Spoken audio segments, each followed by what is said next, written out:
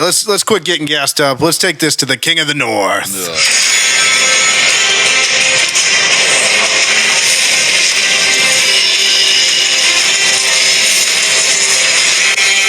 Okay, so in case anyone doesn't know by now, this is our year-long AFC North Pick'em competition. At the end of the season, whoever comes in last place gets punished. At the end of the season, in the preseason last year, Kenny had a gross of eggs thrown at him by fans in the Muni lot before a game. Kenny, how was that? Miserable. In the preseason this year, Kenny had his entire head and beard shaved clean off. I looked. I said your head was shaved off. No like Peyton Manning when they cut his head off and put it back on. His hair and beard was shaved clean off. Wow. I looked like a neo-Nazi for a straight week. Yeah, you did donate a lot of hair, though, so good on you. Yeah. Good job, buddy. Thanks for that. And your hair was nice, too. Wig maker's probably so excited. Somebody's excited. They got 20 inches of hair. Punishment this season will be you have to go to a public pool, get in said pool, and then publicly announce that you have peed in the pool. People are not going to be happy about this. Kenny, are you getting excited? Oh, God. I'm not excited about this. You better start getting excited because you know you're coming in last. First things first, let me remind everybody that Bone is the reigning, defending King of the North. Kenny, you're a clown. You're still a clown. You'll always be a clown. I can't even fight it at this point. My picks have been just deplorable. Yeah, and then let's also remind everyone of our current records after week 4. Ours haven't been much better. Me and Bone are tied on top of this thing at 6-10. And Kenny, you're putting up a real fight at 3-13 here. It's hard for me to say, and I'm not even the one that's making the picks. Thank you. Yeah. So let's get into the games this week. First up here, we got Cincinnati hosting the Ravens. So we only got 3 games this week because we got a division game. So Cincinnati is hosting the Ravens. I'll start with Bone since he's not here. Bone takes the Ravens in this one. And then I'll go to myself because I, too, am taking the Ravens. They just beat down the Bills. So in Cincinnati, even though they won, they had their hands full with Carolina for a good portion of that game. So I like the Ravens to win this, and I don't think it's particularly close. Kenny, what do you got? Every week I'm so thoughtful, and I put together a rationale as to why one team will beat the other. And that's just not working out for me. I'm going to go Ravens. I think they've gelled at the right. I mean, they are on their way at this point. I mean, I think they may rip off 8 or 9 out of the next 10 games. Ooh. Yeah, they're looking pretty good. If Derrick Henry keeps playing like he is, that's going to be a really tough team. I mean, the issue early in the season was Derrick Henry was not very comfortable running out of the shotgun. He was much more adept at running from a quarterback under center, and they've found a way now to get him running downhill, and it's scary. Yeah, and I mean, I don't. He's really good. Yeah, I mean, they also clocked him at like 21.7 miles an hour. A dude that big running that fast is not fair. Like that's as fast as the other fastest guys in the, like the Xavier Worthies of the league, like your what you call it, Miami, Tyreek Hill. Like that's the kind of speed they have.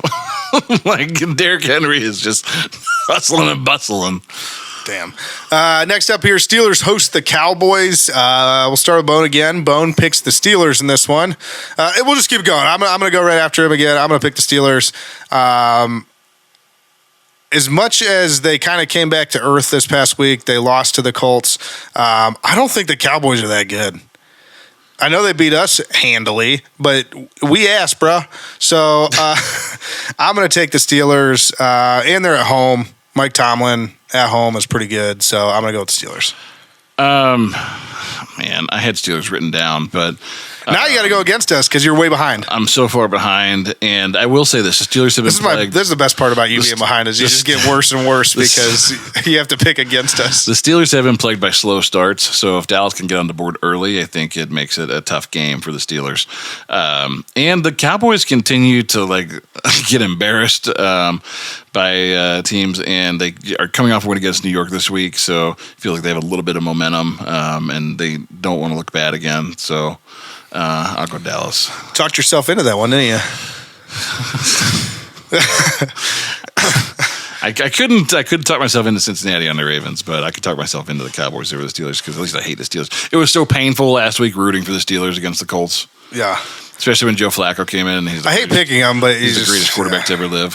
The other thing is we need the Steelers to start losing some games here. Yeah, we do. Because, at least like Baltimore and Cincinnati both started slow. So like if we win a game, like we're back in this thing, at least in terms of the division. Yeah, so that's fair. Which takes us to the Browns game. The Browns continue their road trip in D.C. as they take on the Commanders, which we've already talked about extensively. But we'll start with Bone. Bone is going to go with Washington, and Bone is down on the Browns. He does not think it's going to be close. He has 27-18 Commanders. Kenny, who you got in this one? Sorry, I'm just bringing up. I wrote it down a score earlier, and I don't remember what I wrote down. Okay, yeah. So I mean, we touched on the offense. The fact that Deshaun is second in the league in attempts and second from the last in the league in yards. Again, this quarterback is not taking this team anywhere. We can't run the ball. The defense has looked pretty awful. I do have faith that they'll get it back together at some point, but it's not going to be this week.